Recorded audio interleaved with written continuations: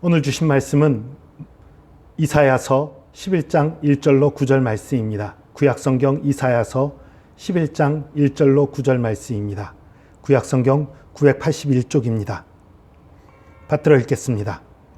이새의 줄기에서 한 싹이 나며 그 뿌리에서 한 가지가 나서 결실할 것이요 그의 위에 여호와의 영 곧 지혜와 총명의 영이요 모략과 재능의 영이요 지식과 여호와를 경외하는 영이 강림하시리니 그가 여호와를 경외함으로 즐거움을 삼을 것이며 그의 눈에 보이는 대로 심판하지 아니하며 그의 귀에 들리는 대로 판단하지 아니하며 공의로 가난한 자를 심판하며 정직으로 세상의 겸손한 자를 판단할 것이며 그의 입의 막대기로 세상을 치며 그의 입술의 기운으로 악인을 죽일 것이며 공의로 그의 허리띠를 삼으며 성실로 그의 몸의 띠를 삼으리라.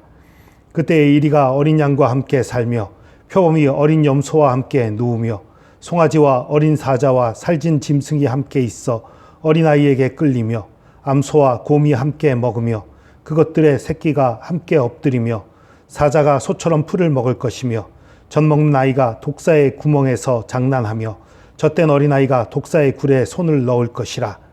내 거룩한 산 모든 곳에서 해됨도 없고 상함도 없을 것이니 이는 물이 바다를 덮음같이 여호와를 아는 지식이 세상에 충만할 것임이니라. 아멘. 어제까지 새벽 기도를 통해서 마태복음 19장까지의 말씀을 마쳤어요. 20장을 넘어가기 전에 오늘부터는 성탄절까지 예수님에 대한 예언 혹은 또 예수님의 나심에 대한 말씀들, 그런 말씀들을 전하려고 해요. 그리고 다시 그 마태복음으로 돌아가서 설교하도록 하겠습니다. 이새의 줄기에서 한 싹이 나며, 이새는 누굽니까? 다윗의 아버지 이름이지요. 이새의 줄기라는 건 결국은 다윗의 자손 중에 한 싹이 난다는 거지요. 그 뿌리에 한 가지가 나서 결실할 것이다. 열매를 맺는다는 거지요. 메시아에 대한 예언이에요. 그 한 사람, 그 다윗의 가문에서 태어난 그 한 사람에게서 그 열매가 맺히는데 그 사람에게는 여호와의 영, 성령이지요. 지혜와 총명의 영, 성령을 표현하는 말들입니다. 지혜와 총명의 영, 지혜가 가득하고 총명도 가득하게 되고 모략과 재능의 영, 지식과 여호와를 경외하는 영이 강림하시리니, 성령이 충만하게 강림한다는 거죠. 예수님께 성령이 충만하게 강림한다는 거예요. 그가 여호와를 경외함으로 즐거움을 삼을 것이고 눈에 보이는 대로 들리는 대로 심판하지 않을 것이다. 여러분 요즘 정말 우리 눈에 보이는 것 들리는 것 얼마나 많습니까? 그중에 정말 진실되고 정직한 정보도 많지만 거짓된 것도 많잖아요. 거짓된 것에 속아서 잘못된 판단, 잘못된 생각을 품기 얼마나 쉬운지 몰라요. 그런데 눈에 보이는 것만 갖고 판단하지 않고 들리는 것만 갖고 판단하지 않는다는 거예요. 공의로, 하나님의 의로 가난한 자를 심판하며 정직으로 세상의 겸손한 자를 판단할 것이며, 아니 왜 가난한 자를 심판해? 왜 정직한 사람, 정직으로 세상의 겸손한 자를 판단해? 여러분, 이 단어는요, 그 심판이라는 게 벌 내리는 심판만 얘기하는 게 아니에요. 여러분, 심판하면은 그 벌 내리는 어떤 그 판사가 너는 어디 몇 년형에 처한다, 이것도 심판이지만, 여러분, 축구 경기, 요즘 최근에 월드컵 끝났잖아요. 축구 경기에서도 심판이 경기를 운영하잖아요. 가난한 자를 심판한다는 게 이거 벌 준다라는 의미가 아니에요.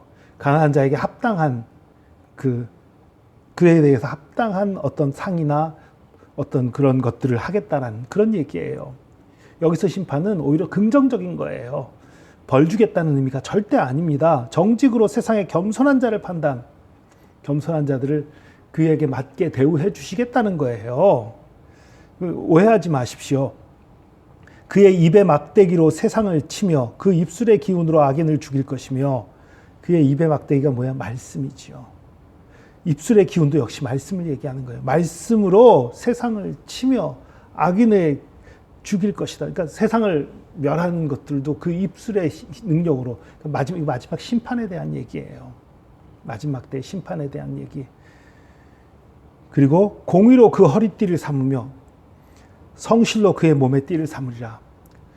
철저하게 공의가 바탕이 된 그런 가르침과 판단을 하시는 그런 분이고, 또 그 성실하게 우리를 돌보시고 성실하게 하나님의 일을 하실 분이라는 거지요.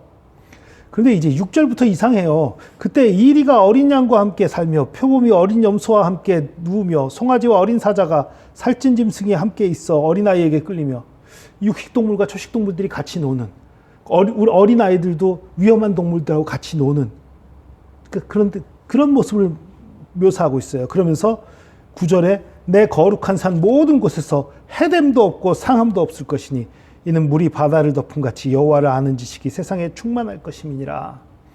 메시아에 대한 예언을 하다가 이 6절부터 9절의 얘기는 지금 이루어졌나요? 예수님이 이 땅에 오셨는데 이루어졌나요? 안 이루어졌잖아요. 예언이 엉터리인가요? 아니에요. 여러분, 이 이사야의 시각에서는요, 예수님의 초림과 재림을 함께 보고 있는 거예요. 예수님이 한번 오셨지만 이제 죽으셨다가 부활하셔서 승천하셨지요. 그리고 다시 온다 약속하셨지요. 다시 오실 때에 있을 일들입니다. 다시 오게 되면 이 세상에 상함도 없는 거예요. 해됨도 없는 거예요. 하나님을 아는 지식이 충만한 거예요. 모든 믿는 사람들 가운데, 모든 구원받은 자들 가운데. 여러분, 우리는요, 이 중간에 살고, 이사야가 바라봤던 중간에 살고 있는 거예요. 처음 예수님이 오셨고 다시 오시는 그 사이에 살고 있는 것들이 우리예요. 우리가 믿는 것은요, 이미 오셨던 예수님이 하신 일들, 십자가의 구원의 사역, 그 능력을 우리가 믿음과 동시에 또 장차 오실 예수님을 바라보는 것입니다. 장차 오셔서 완전하게 하실 그 일. 여러분, 근데 한 번 오셨을 때 다 끝내시지 왜? 여러분, 그럼 구원받을 사람이 몇 명이나 되겠어요? 그리고요, 물론 그것도 있지만 예수님이 재림하실 때까지 수많은 사람들이 주님 앞에 나와 구원받기를 원하시는 것이 하나고요. 또 하나는요, 우리 예수님은 뭘 원하시냐 하면, 우리 하나님은 항상 우리와 동역하기를 원하세요. 우리를 쓰기를 원하세요. 하나님 힘으로 다 하실 수 있어요. 다 직접 하실 수 있는데 우리를 쓰기를 원하세요. 우리와 함께 하기를 원하세요. 여러분, 지혜로운 부모들이요, 아이들을 교육할 때요, 아이들이 하기 힘들어하는 거 다 해주지 않습니다. 다 해줘도 되는데 함께 해요. 그래야 아이가 성장하니까요. 그래야 아이가 올바르게 크니까요. 마찬가지예요. 하나님은요, 우리와 함께 하기를 원하고 우리가 함께 하는 가운데 성장하기를 원하세요. 그래서 이 6절에서 9절까지 있는 그 하늘나라의 모습, 그거 물론 마지막 심판 때 예수님이 하나님께서 친히 이루실 일이에요. 그러나 이 일에 우리가 동참하기를 원하십니다. 슬픔이 없는 세상, 아픔이 없는 세상, 그 세상을 만들어가는 그 일에 우리가 동참하기를 원하십니다. 물론 예수님이 재림하시기 전까지 그 일은 결코 이루어지진 않을 거예요. 그러나 이 땅에서 아픔을 줄여가는 일들, 슬픔을 줄여가는 일들, 많은 사람들을 위로하고 섬기고 회복시키는 일들, 이 일들을 함께 하기를 원하세요. 여러분, 이 일을 함께 하기를 원하시는 우리 예수님이라면 또한 그분이 내가 많은 어려운 사람들 치유하고 돕는 일에 같이 동참해 줄래? 하고 우리를 부르신단 말이에요. 그러면서 우리의 아픔, 우리의 연약함 그대로 놔두실까요? 아니에요. 우리의 아픔들, 우리의 연약함들, 우리의 부족함들 돌보아 주시고 회복시키시고 치유하시는 거예요. 여러분, 천국은 아름다운 나라입니다. 너무너무 아름다운 나라입니다. 너무나 놀라운 세상입니다. 육식동물과 초식동물이 함께 뛰놀 수 있고, 육식동물이 초식을 하는 세상이에요. 상함도 없고 해함도 없는 세상입니다. 우리가 그걸 소망하는 거예요. 거긴 질병도 없고 고통도 없는 곳이에요. 우리가 그것을 소망하는 것입니다. 그것을 소망하면서 이 땅에서 그 나라 바라보고 그 나라가 속히 임하도록 전도하고 사랑을 베풀고 하나님의 뜻을 실천하는 그런 삶을 사는 거예요. 또한 나 스스로에게 있어서도 나 스스로의 연약함과 부족함들을 주님 앞에 맡기면서 일어서는 거지요. 주님, 나 이거 너무 힘들어요. 너무 어려운 거예요. 절망하고 좌절하지 마십시오. 그 모든 일 가운데 우리 하나님이 함께 하십니다. 우리의 힘이 되십니다. 여러분의 건강 문제, 여러분의 물질 문제, 여러분의 가족 문제, 인간관계 문제, 직장 문제, 꿈의 문제, 여러 문제들 다 하나님께 맡기시기 바랍니다. 가장 완전하시고 가장 의로우시고 가장 이상적으로 해결하실 수 있는 분이 우리 하나님이십니다. 여러분의 아픈 것들, 힘든 것들, 여러분이 고민하고 걱정하고 근심하고 끙끙대는 것이 아니라 주님 앞에 가지고 나가시기 바랍니다. 수고하고 무거운 짐진 자 다 내게 오라 말씀하신 우리 주님 앞에 가지고 나가시기 바랍니다. 우리 주님이 해결하십니다. 우리 주님이 붙잡아 주십니다. 우리 주님이 천국으로 인도하십니다.